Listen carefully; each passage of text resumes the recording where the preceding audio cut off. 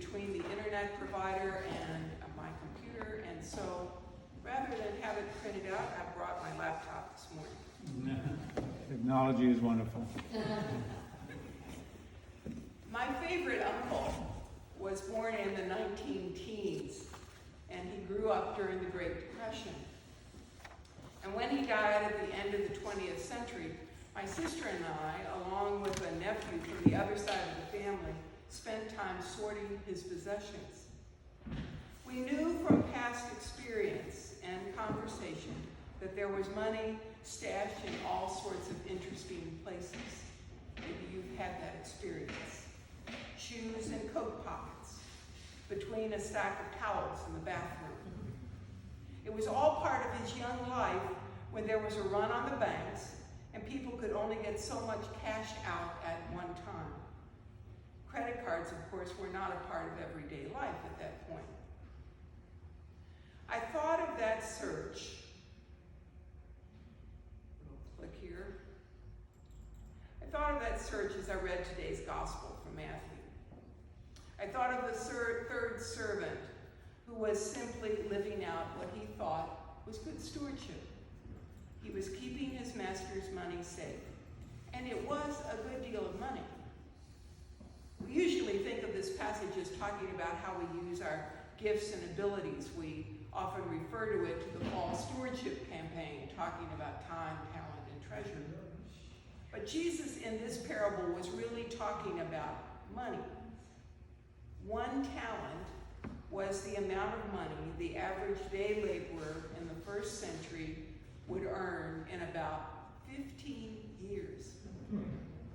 Now that's a lot of gold or silver or other valuables to manage.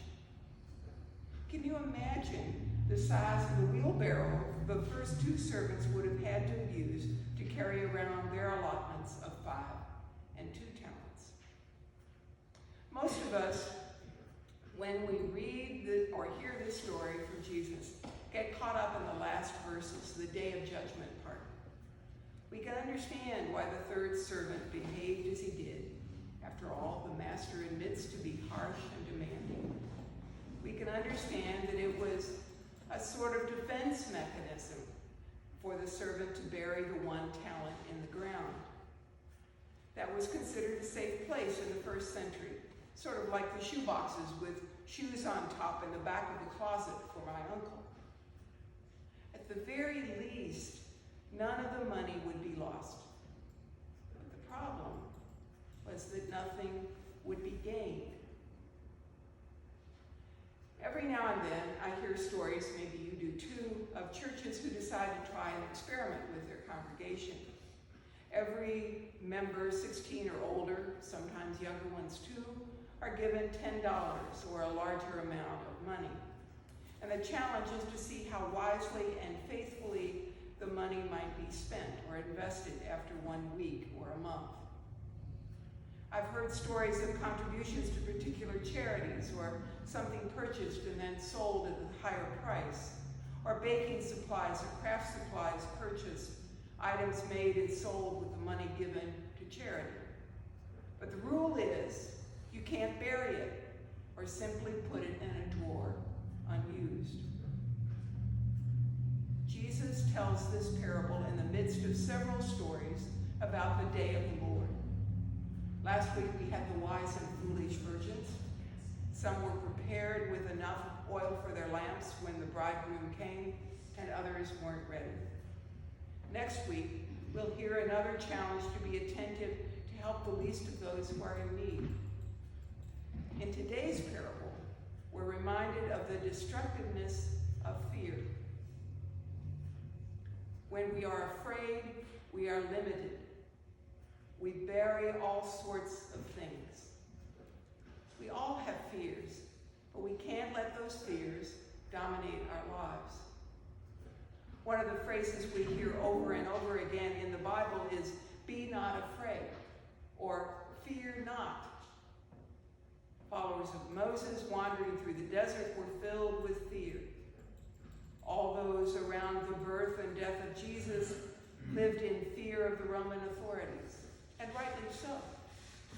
and yet they sought and found the peace offered by God and lived the risky life their faith called them to. Dietrich Bonhoeffer, a Lutheran pastor and pacifist, helped found the Confessing Church in Germany in the midst of the horrible Nazi regime before and during the Second World War. The situation there became so dire that Bonhoeffer, a pacifist, finally became part of a plot to assassinate Hitler. The plot was discovered and he was arrested and executed just days before the liberation of his prison in 1945. In a letter he wrote in prison, published after his death, he wrote, "There remains for us only the very narrow way, often extremely difficult to find, of living every day as if it were our last, and yet living in faith and responsibility as though there were to be a great future.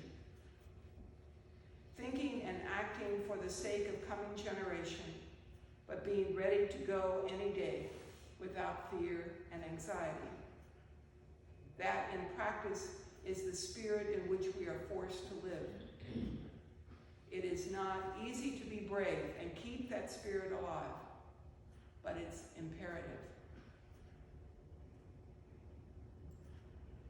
What risky investment do you need to make right now?